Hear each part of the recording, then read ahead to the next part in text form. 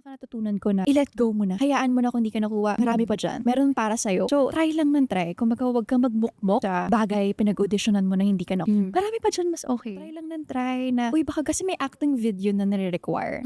Kailangan gusto mo ba magpasa ng ganyan? So, ako try ko, subukan ko. Papasa ka lang. Oo, pero hindi ko i-deny. Meron talagang days na wala akong energy na magpasa ng video. Siguro, meron din talagang days na gano'n na yung parang pagod ka na pasa naman ako ng pasa. Wala namang, wala man lang approval, wala man lang feedback. Kasi gano'n sa commercial. Yun yung, kumbaga, masakit na part sa commercial. Kumbaga, hindi ka na sabihan kung pasok or wala. Basta wala ka ma-receive na text. Ibig sabihin, wala na. Okay. Ganun Walang siya. feedback Wala na na. hindi ka namin kukunan dahil ganito. Wala. Ganun. As in, bye na. Ano? Talaga? Tapos ako nasanay na ako na gano'n. Kaya okay kung wala. Try tayo ulit. Hindi Pasa mo na ulit siya tayo. pinapersonal. Oo. Kumbaga nasanay na lang din ako. Sanayan na lang talaga siya. Isipin mo kasi, simula 5 years old hanggang ngayon. Hanggang ngayon.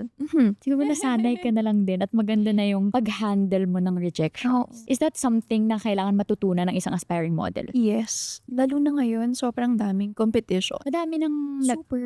sa industriya, madami na. Ayun nga, super dami. Kumbaga, ang pinakakakampi mo dyan yung sarili mo. Totoo yung sinasabi nila na yung kalaban mo, kakampi mo, sarili mo lang talaga. Kasi kapag na-down ka, wala namang ibang tao. Kahit i-advise na ka ng lahat ng tao na, kaya mo yan, kaya mo yan. Kung ayaw mo talagang, wala talaga mangyayari. So, sa'yo Madalas dapat sa atin magaling. talaga. Oo. Ano yung mga pros and cons ng pag-iisang model? Pros, kasi syempre makikilala ka ng mga brand, lalawak yung connections mo, Okay. mabuboost yung confidence mo kahit papaano. Tapos, Na-boost yung confidence mo over time. Oo. The more na may nag-a-accept sa'yo. Oo, nabuboost talaga. Tapos, ang cons, may mga times talaga na makakompare mo yung sarili mo sa iba. Lalo na kapag hindi ka natanggap sa project na gustong-gusto mong makuha. May ganyan ka experience. Meron. Okay, ano to? Final casting yun sa, hair product. Nasa final casting stage na ako. Tapos, sobrang asang-asa ako kasi sabi ko, sa akin na to, para sa akin na to. Kasi ang tagal ko na nag-audition para sa, TV commercial na hair. Tapos, wala talaga. Sabi ko, wala pa rin call. Ano na kayang update?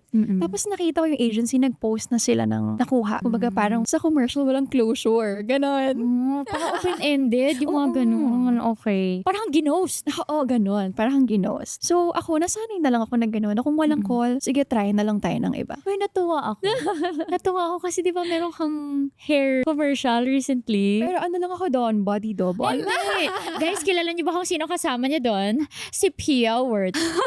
Bawal ba sabihin yan? Bawal? Okay, si Pia Wurtz back. Narinig niyo ba yung kwento niya? Okay. Sabi niya na may tinry siya na hair product audition before tapos hindi ka nakuha. Hindi ako Pero nakuha mo yung sa cream silk with Pia Wurtz back. So you know, it's their loss.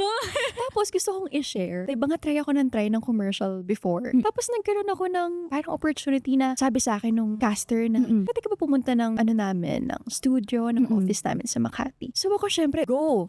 Yun talaga yung number one na dapat always on the go ka. Hindi ka dapat tatanggi sa opportunities. Kung may mag-approach kayo, sige, go! Go ka Paano kapag syempre pamasahe. Paano kapag risk siya, no? Sobrang hirap talaga. So, thankful ako na kaya kong mag-on the go talaga, na kaya kong umalis agad. Yes. So, nagpunta ako agad doon, ganyan, nagpasa ng video. Tapos yun pala, final casting na yun para sa facial care once ko na commercial. Kita ko yun. Sino kasama mo doon? With Miss Catherine Bernardo. Ay, kambal. Sobrang unexpected nun. Kasi ang story nun, pero na talagang na-approve na talent for that. Tapos, parang yung mga directors daw nag-alinlangan kasi nung workshop na, parang siguro hindi sila na-satisfy, ganyan. dun sa Naghanap sila ng nakuha. ibang talent. Isa ako doon. Nag-click ka. Tapos 3 kami. Yung isa, nakuha na. Yung siya na talaga yung napili. Tapos may pinasok na isa na sikat sa commercial. Kung magkakilala na talaga siya sa commercial, ang gandang babae. Tapos ako, sabi ko, ano? Makuha ko ba? Tapos wala pa akong idea na pawns yun. Kasi sa commercial, hindi naman sinasabi. Okay. Yes. Kinapansin. Bakit? Siguro sa privacy, Okay. ganyan. Get. Ang sinasabi lang nila yung project name. Pero hindi sasabihin ko anong product, kung anong brand. Okay. Kumbaga yun, sinabi lang facial care. So ako wala akong idea. Sabi tapos ako, sige, try. Pina-acting yung haplos sa face. Ay, papakita Yung ko sa mga inyo yung video. arte-arte, ganyan. Tapos ako, confident lang talaga. Sige, try natin. Wala namang wawala kahit maraming maganda dyan. So, try lang. Siguro nasa kapal talaga ng kaya. Okay, pakapalan din talaga ng Pakapalan mukha. talaga ng Okay. Tapos, go, ganyan. Kung ano pa yung hindi ko in-expect na makukuha ko, yun pa yung tumawag. Sila yon. Sabi, pwede ka ba pumunta para sa parang face-to-face, ganyan. Tapos yun pala yun na yung fitting. Akala ko Ikaw parang na. final casting lang yun. Tapos may workshop pa kasi. Yun pala, yung final casting na yun, workshop na rin pala yun. Magiging na yun. Okay. Siguro nagmamadali na rin sila. Oo, nagmamadali na sila. Tapos nandun na lahat, parang sabi ko, grabe, ang tagal kong nag-audition. Tapos kung ano pa yung hindi ko ina-expect, kung ano pa yung hindi ko, kumbaga, gustong-gusto. Kasi Yun pa yung napunta oo, sa'yo. yun pa yung napunta sa akin. Alam mo, naisip ko, siguro yung industriya din, no? Para siyang pinagtago na hard work. And kung para sa'yo, para Oo, sa'yo. totoo yun. Kasi kahit gaano ka magpupush na hindi para sa akin to, kung hindi siya para sa'yo, hindi siya mabibigay. You just gotta, talaga. put yourself out there Oo. din.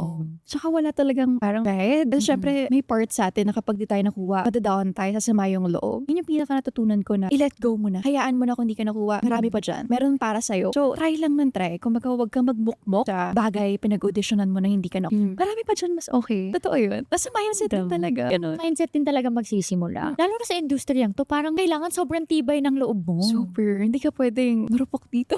Bawal, Sensitive, okay, bawal marupok. Sarili mo, yung sa kaloob-looban mo, wala talaga, kumaga temporary lang. So, kailangan mo talaga mag-invest sa sarili mo, makinig ka ng